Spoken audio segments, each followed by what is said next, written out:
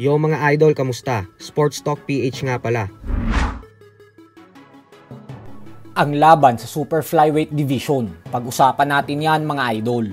Ngunit bago ang lahat ay huwag kakalimutang mag-subscribe at i-click ang notification bell button for more sports talk.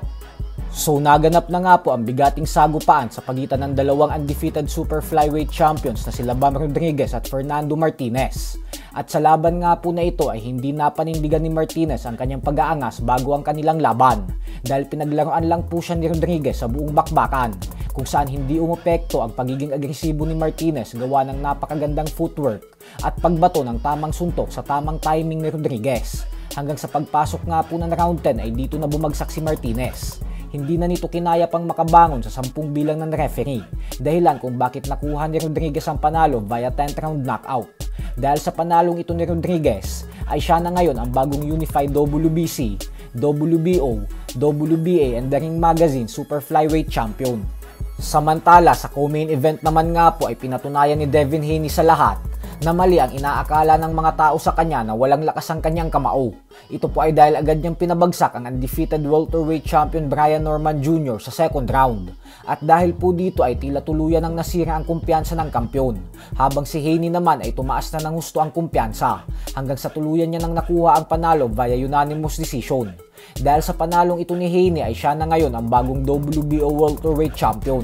Bukod dyan ay isa na din siyang ganap na 3-division champion ngayon, habang si Norman naman ay nabaklas na ang kanyang napakalinis na undefeated record.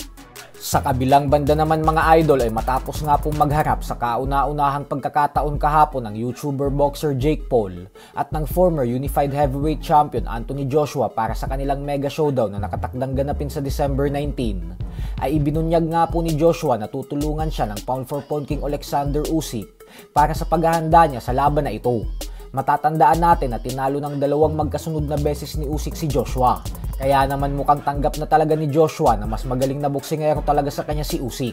Kasi kinain niya na ang kanyang pride sa pagkakataon na ito. At imbis na kalabanin niya pa si Usyk, ay mas minabuti na lamang nitong humingi ng tulong dito upang mas lalo pa siyang gumaling sa pagboboxing. Inaasahan naman ng mga fans na dito na magtatapos ang ingay ni Jake Paul sa boxing. Gawa ng naniniwala ang karamihan na papatulugin ni Joshua si Paul sa kabila ng makapal na gloves ang kanyang gagamitin sa laban na ito at bawal siyang tumimbang ng higit sa 245 pounds. Pero syempre determinado din po talaga si Jake Paul na patunayan sa lahat ng fans na isang world champion level fighter siya. Dahilan kung bakit desidido itong gulatin ang buong mundo sa araw ng laban nila sa pamamagitan ng pagtalo kay Anthony Joshua.